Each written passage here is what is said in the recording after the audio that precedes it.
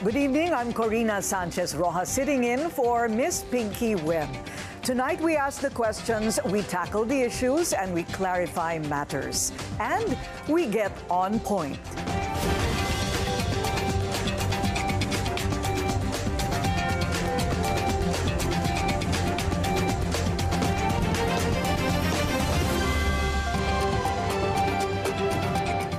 The Senate Blue Ribbon Committee is set to resume its probe into the flood control scandal next week. Among those expected to be invited, former Marine and Senator Rodante Marcoleta's surprise witness, Orly Gutesa, whose whereabouts and credibility are in question. Will he appear before the committee? And what else can we expect from the investigation? Let's get on point today with Senator Rodante Marcoleta. Hello, sir. Kumusta po? Okay na, ma'am, Miss Corina. Natuloy din po tayo. Natuloy din. Pinapangarap ko ito eh. Ganun po ba? Mas pangarap po kayo ng marami kasi mahirap po kayong mahagilap. Hindi naman. Are you by choice scarce from the media? Hindi naman. Hindi naman. Sa dami kasi ng inaatupag din. Oo. So ang resumption po ng Senate Blue Ribbon Committee ay kailan? Meron na po bang petsa? Nakikita ko lang sa social media.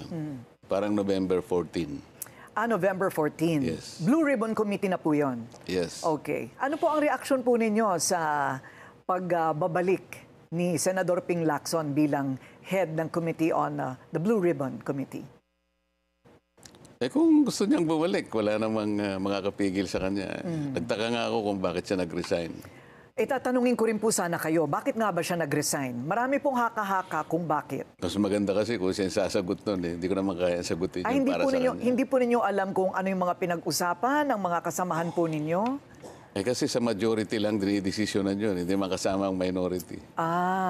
Ang sabi po ni Senador Lacson noon ay if something like this, kung ang aking mga kasamahan mismo ay nagdududa sa aking judgment o mga desisyon, edi wag na lang. May naramdaman po ba kayong ganon of lack of confidence in his leadership? Nagsimula siguro nung sabihin niyang almost all senators had insertions.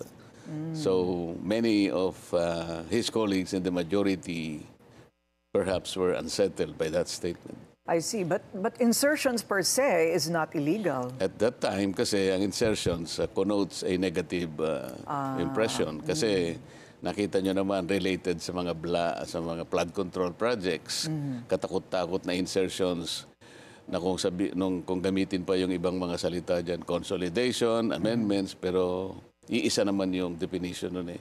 Basta naglagay ka doon na originally wala sa NEP.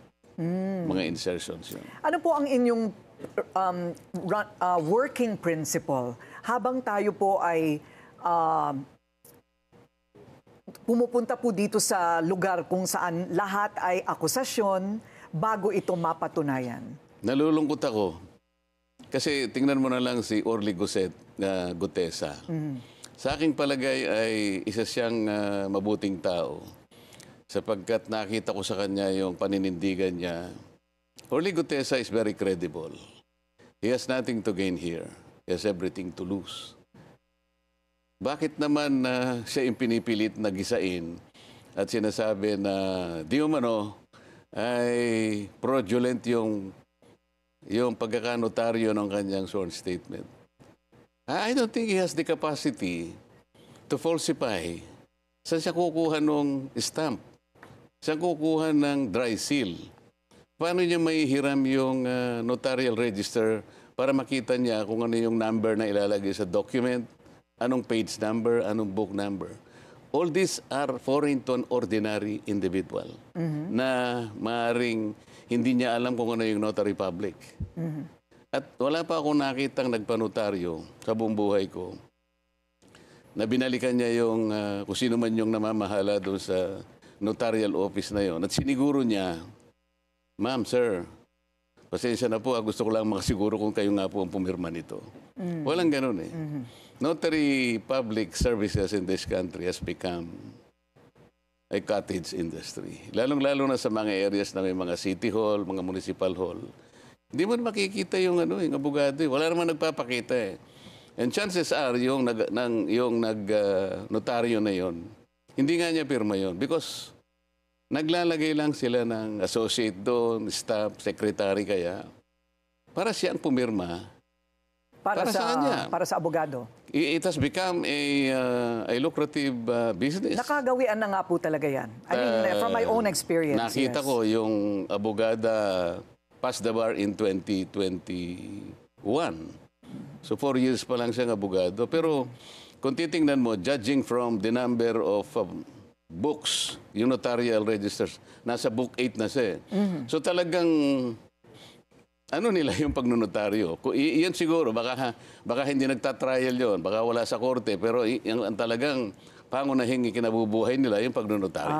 Yun po ang inyong hinala. Okay, ano naman po kaya ang magiging motibo ni Ginoong Gutesa? Either way, ipeke o kaya yung magsabi ng totoo? Bakit niya na naising ipeke pa? Nagmamadali siya. Kasi nung makita ko siya, alam mo yung pagpapanotaryo, wala naman sa isip niya rin siguro yun eh. Para sa akin lang yun. It's an added assurance sa akin. Totoo yung nasasabi to. Kumbaga, siguro maski ikaw siguro isipin mo rin. Sige nga, kung talagang buo ang loob mo. Kasi mabigat naman yung accusation niya. Talagang he is connecting the dots between Saldico and Martin Romualdez. And nobody did. Siya lang. So para sa akin lang yun. I want to satisfy myself that this guy is a true person. So sabi ko, may time ka pa naman. Sabi ko pa kay Mike, pakitulungan nyo na lang. Nagmamadali ako, babalik ako sa Senate. Kasi hahabulin ko yung aking 3 o'clock session. Former Senator Mike Defensor. Congressman. Congressman, yes. Yeah. So umalis na ako. Then bago ko umalis pala, sabi ko, okay, kung buo ang loob mo, Orly, bukas ang hearing. At sana before 9 o'clock, nakapasok ka na sa Senate. Which he did. I think Senator Ping even monitored the CCTV na-interview siya somewhere. Sabi niya, pinakuha ko yung CCTV and I saw that Gutesa was fetched from the guards area at 8:27 and he was whisked into the office of Senator Marcoleta. Pagkatapos noon, after 30 minutes yata to about 1 hour, sabi niya, dinala siya sa lugar na kung saan yung mga maghihiring. Ganong kalawak kanya yung kinalaman ni Senator Marcoleta. Hindi ko malaman kung ba't niya sinabing ganong kalawak. Ano ibig niya sabihin kalawak? Kaya tinatanong ko lang, mas a chairman of the Blue Ribbon Committee, tingnan pa niya sa CCTV kung sino yung pumupunta sa mga opisina namin. Can I also do the same to him? Like, I want to see on a daily basis, who are the people, who are the personages coming to his office. Baka hindi rin niya na mabutihin. So you took offense? I took offense because I don't think this is the job of a senator. Much less kung ano yung rapport niya sa kapwa niya, senator. So, meaning you took it to mean that he may be suspecting that this was all your orchestration? Parang ganon. Parang ganon. Hindi ba siya magkasya na pumunta na lang yung tao? Why would he look into the CCTV? Well, at that time, you were the Blue Ribbon Committee chairman. He was already. He was already. Hindi, out na ako. So, palagay po ninyo... Hindi lamang yun eh. May nagsabi pa sa akin na tinignan din nila yung CCTV doon sa Seascape. Isang Chinese resto na nandun yung Golden China. Kasi sinabi ko, before I presented Gutesa, kinuwento ko yung antecedents. So sabi ko, tinagpo ko siya para malaman ko talaga, nagmamadali ako. So tinignan nila siguro yung time frame. Parang tumama yung time frame dahil hindi naman ako talaga nagtagal. So mukhang hindi nila ipipresent yung Seascape. Because napansin nila, tama na, nagpunta siya tapos bumalik din. Okay, just to summarize so far, ito pong nangyari sa pagnonotaryo ay teknikalidad at gawain na talaga. That I can confirm because from my own experience, nangyayari po talaga. Yes, it is a practice. And parang walang basihan ang sinasabi nila na kayo po ang nagpakana ng buo at nag-choreograph ng buong Gutesa episode. Hindi lamang iyon. Dapat mag-umpisa doon sa anong motivation. Ikaw na rin ang nagsabi. Anong motivation naman ni Gutesa? Nagmamadali. Mag-iimbento siya ng estampad ng notarial details ng abogada. Nanghiram siya ng dry seal Pagkatapos nanghiram siya ng notarial register para makuha niya yung, pati yung stampad nung lugar yung Manila. Gaganunin mo ganyan para... Bakit niya gagawin yun? Pinakamadali para sa kanya, magbayad lang siya kung magkano yung sisingilin sa kanya, kung 200, kung 300, up to 500 pesos. I think that's the better and easier way to do this. Why would Gutesa chose to do this in a different way? What about money? Sasabihin ng ibang tao, baka nakatanggap ng mana from heaven. Sino magbibigay? Mas marami ba akong may bibigay kaysa bibigyan ng mga taong binanggit niya doon sa kanyang affidavit? Mali-maleta. Not necessarily from you, Senator. Maaaring magaling sa iba. At, siguro pinag-iisipan nila baka nanggaling sa... Ano na lang ang may bibigay ng isang Rodante Marcoleta kung ikukumpara doon sa mga taong binanggit niya na mali-maleta na halos 3 araw sa isang linggo ang sinasabi niyang delivery. So palagay po ninyo, kayo po'y abogado rin, ano? Ano po ang maaaring gamitin na corroborating circumstances or testimony dito po sa mga sinabi ni Ginoong Gutesa na pag-deliver po niya ng mali-maletang pera doon sa construction site daw? Ang unang makapagpapatunan niyan, tawagin nila yung 2 lalaki na binabanggit niya doon. Ang pangalan ay John Paul Estrada at saka Mark Tiksay. Sila daw ang nag-aabot, nag-handle pagka i-deliver na yung pera doon sa Valle Verde at bibilangin doon. Pagkatapos sa Valle Verde, dadalhin doon sa may horizon sa BGC. Sa Hyatt yata yun. At from Hyatt, ibababa nila yung dapat na ibabang mga maleta at dadalhin sa bahay ni Martin Romualdez. Yung 2 lalaki, bakit wala mang mag-isip sa kanila na tawagin yung 2? Bakit ang pinipilit ni Gisain si Gutesa? Ang balita ngayon, iniipit na rin yung 2. Nasaan nga po ba itong 2 ito? Tinago na raw yung 2. Ang balita, itong 2, hindi ko alam kung yung Mark Tiksay kung nasaan, pero yung John Paul Estrada, nandun daw sa Chile at binabantayan. Saan po? Chile. Chile. Yan ang huling balita. Chile, why? We have no extradition treaty with Chile? Siguro, bukod sa malayo, baka wala tayong extradition treaty. Oo. John Paul Estrada. And Mark Tiksay. Ayun. Parang ngayon ko lang naririnig itong mga pangalan ito. Nandun sa I see. Okay. Nandun sa Pakahuli lang ako short sa balita. statement. Bakit? Ang unang dapat na ginawa nila, sinecure nila yung 2 na yun. Kung talagang gusto nila, tumagal kami. Halos... Nung lumabas si Gutesa, hininto nila. Nag-resign ng chairman, pagkatapos nag-adjourn kami. Pwede naman kasing mag-hearing, Ms. Corina. Kasi ngayon, kahit naka-adjourn kami, nagbi-briefing kami sa ating budget. Dapat tinawag din nila si Congressman Eric Yap.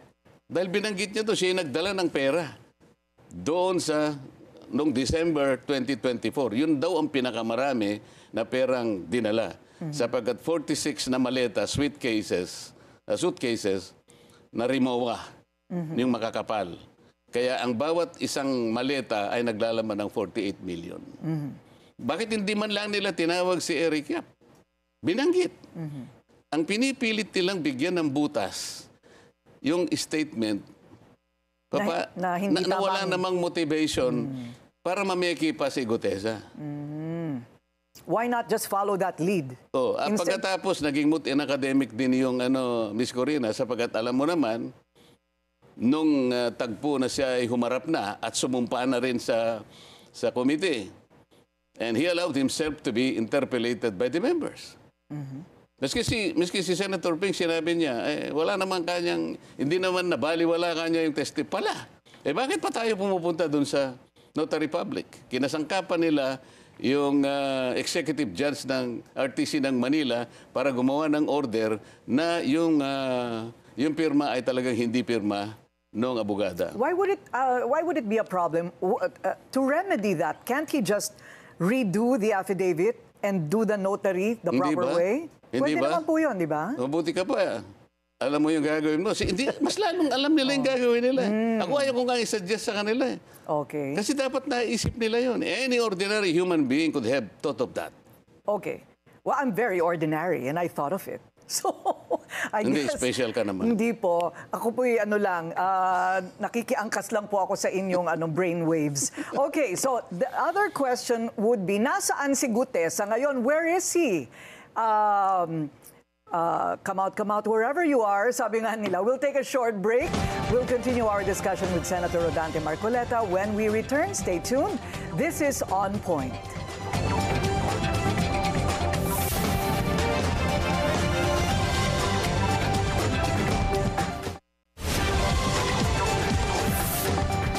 Welcome back. Still with us, Senator Rodante Marcoleta. And our hanging question just minutes ago is, where is Gutesa? Is he in hiding? Is he hostaged? Sana Wala alam pong ko. nakakarinig. Sana alam ko kasi nung huli ko siyang makita pagkatapos ng hearing, inayawan niya yung witness protection program. Nagbago ang isip niya. Sabi niya, wag na po. Sabi niya, ganun. I can take care of myself. And then I said, paano yung Senate protective custody na gusto ring ibigay para sa'yo? Wag na po kanya para hindi na po kayo maabala dito sa Senate. Kaya ko naman po, may tropa naman po ako, sabi niya. Yun ang salita niya. So he has refused witness protection, but he Yes. stands by everything in that affidavit. Yun ang alam ko sapagkat Papanindigan pa rin niya. yun ang sinabi niya bago siya umalis. Okay, so hindi po ninyo alam, pinaghahanap ba siya ng tao? I mean, in law, pwede po ba siyang hanapin at pilitin na umappear sa Senado? Hindi, ang aking kasing pinagdududahan dyan, bakit kasi kung ano-ano nga yung ipinatong ng mga akusasyon sa kanya na nameki siya ng baka ako yung kahit papano naiinis yung tao. Ako na nga kanya ang gumagawa ng mabuti. Ako na nga nagpresenta para makatulong sa ating pamahalaan, hanapin ang mastermind kung sino yung totoo. Ako pa pala ang gigisain nito. Para bang nagturo lang ako kung sino yung nagnanakaw ng kalabaw sa barangay. Imbes na puntahan yung aking itinuturo na alam ko namang yun ang magnanakaw, ako ngayon ang binalikan. So, maaaring nadi-discourage. Pagkatapos, meron pang nagsasabi na pinipressure siya na palitan ang kanyang testimony, mag-recant siya, alalahanin mo ikaw yung pamilya mo. So, ganun. Baka nga, hindi naman imposible na maaaring people are working on him para lamang mag-iba siya ng statement. Bago lumabas o kaya ay wag na lang magpakita. Pero siya po ay isa sa mga iimbitahan daw sa resumption ng Blue Ribbon Committee hearings. Ano po sa palagay ninyo? Magpapakita ba siya o hindi? Palagi ko kung nandito naman yun. Kasi naniniwala ako sa kanya na sabi niya, para po sa bayan kaya ako ginagawa ito. Do you have any idea kung sino po itong sinasabi ni Senador Ping na isang surprise and very important witness na darating po? Sana tanungin mo na lang si Senator Ping. Walang may alam. Kasi nung ako ang magpakita sa kanya ng, sabi niya, dapat lang kanya mayroong courtesy. Parang ako pang nawalan ng courtesy nung ipresenta ko si Orly Gutesa. Samantalang sinabi ko naman na circumstansya, kahapon ko lang ako nakita itong taong ito at hindi rin ako naniniwala na baka hindi rin buo ang loob niya. Kaya hindi ko naman nasabi sa inyo. Maski ako ay umaasa rin na talagang babalik siya rito kagaya ng ipinangako niya. So hindi ko sinabi. Ngayong nakita kong bumalik, at saka ako ngayon siya ini-introduce sa inyo. Right. So sinabi niya sa akin, wala raw akong courtesy. Samantala ngayon. Sinasabi niya sa buong mundo na meron siyang surprise. So kung talagang may courtesy siya, di sabihin niya na kung sino. Para hindi naman siguro nag-iisip yung mga kagaya namin. Sapagkat membro rin naman kami ng Blue Ribbon Committee. Right. Di ba? So dahil po sa baka mahirap po kayong mahagilap ulit. So isa-isahin ko na po yung iba't ibang mga tanong sa nalalabi nating oras. Pagkakaya ko sasagutin ko. Opo. I actually offered Senator Marcoleta that we have a preliminary discussion about questions, and you said it's not necessary. So here we go. Itong November 30 po, ito po ba'y matutuloy? May mga naririnig-rinig kami na, uy, baka hindi daw matuloy. Parang atras muna. Wala akong alam sa November 30. Wala po kayo. Hindi po kayo, you don't participate in the... November 30, wala akong For November 30, I see. Okay. Ito pong mga diskaya, do you still believe that they should be state witness? Bakit po sila umatras? Hindi sila umatras eh. Hindi Ayaw ba? silang tanggapin, di ba? Oh. Kasi tingnan mo ako rin, nilatag ko naman yun eh. Itong ganito ka kung kalaking pandarambong sa kaban ng bayan, hindi ganun kadaling ma-identify mo, matukoy mo ang mga masterminds. Ang makikita mo dyan, pag wala kang nakuha ka ako sa pamagitan ng witness protection, kasi kaya lang naman ipopload mo yung witness protection para magsabi siya talaga eh. Lalong-lalo na sila, may kinalaman sila sa pagkakagawa nitong mga maanomalyang flood control na ito. So gagamitin natin yung batas para sa kanila, which is the Witness Protection Program. Ngayon, under Section 10, sapagkat sila'y kasama nga rito, they could qualify as state witness sapagkat yung mga requirements, maaaring tumama sila. Ngayon, kung halimbawa naman, hindi sila mag-qualify, wala tayong magagawa. But the process, kailangang masunod. So, nagsabi naman sila na, sige po, kanya, gusto naming magpailalim sa Witness Protection Program because I floated that idea. Nahihirapan kasi ako na makakuha ng talagang magsasabi ng totoo. Okay. So, sumulat ako ngayon sa Senate President, at the time, is Chis Escudero. Ang problema, Corina, hindi pa natatapos ang araw na yon nung huling hearing na ako ang chairman, na-depose na pala si Chis. So the letter, hindi na siya yung Senate President, the letter should go to the new Senate President. So ayaw niya na, because in the next morning, sinasabi ni then Secretary Boyeng Remulla, hindi basta kanya mapoprocess yung mga yan because kailangan nilang magbayad muna nung kanilang, ibalik muna nila yung nakulimbat nila. So, pinagbasihan yun ni Senate President Tito Soto. Sabi ko sa kanila, wala namang requirements na ganyan. Under the law, ito yung mga requirements, wag mong dadagdagan sapagkat walang restitution. Ipo-process mo lang mag-a-apply pa lang Restitution, to my mind, should come at the end. Where yung civil liability lilitaw. Kahit na criminally, hindi sila mapoprosecute because of the benefit afforded by the program, but the civil liability attaches to them. That's the law.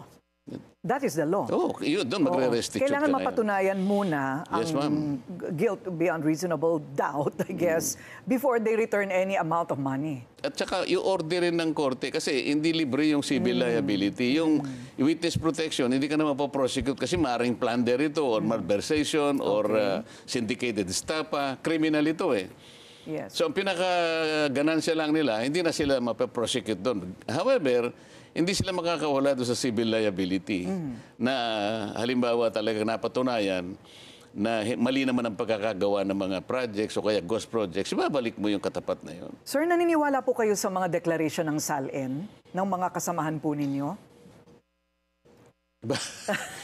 I'm sure tiningnan ninyo yung mga deklarasyon nila. Yung net worth nila. Nakita ko lang. Hindi ba kayo natawa? Or tumaas ang kilay?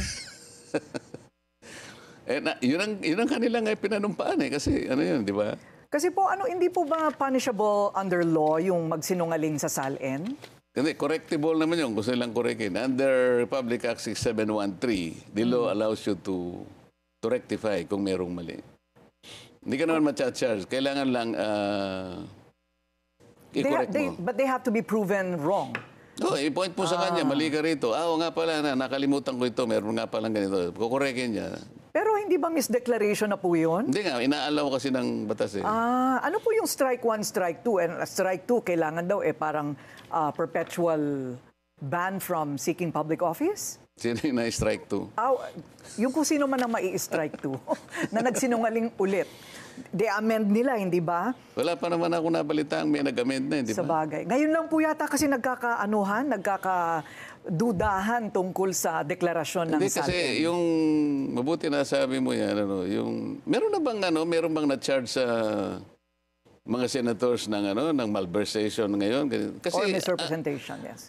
Ang alam ko kasi, marirequire ka lang ng batas na mag-submit ka, mag-disclose ka kapag ka ikaw ay na-charge ng gano'n. Because everybody is protected by law. Yung ating, di ba meron tayong Anti-Privacy Act. Yung ating Privacy Act, malinaw doon na hindi naman basta magagamit ng mga journalistic or editorial research. Nandun eh. I think the guiding provisions here are doon sa Privacy Act, Section 4D, Section 5, and Section 12. Nakalagay doon. Okay. So palagay po ninyo dapat lang na kahit you are co-equals, the upper house and the lower house, dapat humarap si former Speaker Martin Romualdez sa Blue Ribbon Committee sa Senado. Yun lamang nabanggit nga siya ni Gutese. At sa kanya pala eventually napupunta yung mga napakaraming suitcases ng pera. Di ba, siguro kahit hindi ako ipatawag, ako magpipresenta, pupunta ako eh. I want to confront, for example, anybody, Gutesa, for example. I want to confront my accuser. Di ba? That's true. So, bakit naman na kinakailangan pa siya? Sinasabi kasi palagi ni Senator Ping, nung una, ayaw niya eh. Kasi we will be violating interparliamentary courtesy. Sabi ko, you will not violate that if you will invite them. Okay. Invitasyon lang. I invited Toby Chanco and he presented himself there. I have about 10 questions more, but that's all the time we have. Marami pong salamat. Time flies when you're having fun, di po ba, Senador? And that's On Point. Join us again. Kami ang boses ng masa, hindi natatakot. Katotohanan lang, di kami nalulunod. Walang bahid ng sismis, lahat ay totoo. Kahit sino ka pa, pag mali ka babanatan ka. Walang pinipili kulay, wala kaming kinikilingan. Basta para sa bayan, kami lalaban. Pag tama palakpakan, pag mali banatan. Di matitinag, di matatakot, para sa bayan tuloy ang sigaw. Sa harap ng kamera, walang halong takot. Mga baluktot, lahat kayo'y tutumba. Ang hustisya at totoo, yun lang ang mahalaga. Kahit sinong harang, di kami matitinag. Walang pinipiling kulay, wala kaming kinikilingan. Basta para sa bayan, kami lalaban. Pag tama palakpakan, pag mali banatan. Di matitinag, di matatakot, para sa bayan tuloy ang sigaw. Kung nasa tama ka, ikaw ay aming kasama. Pero pag mali ka, handa ka na bang mabasag? Banateros kami, walang inuunan. Dahil bayan muna, bago ang sarili.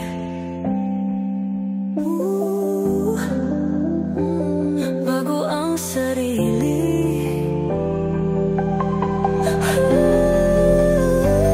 Pag tama palakpakan, pag mali banatan. Banateros ang sigaw, katotohanan ang laban.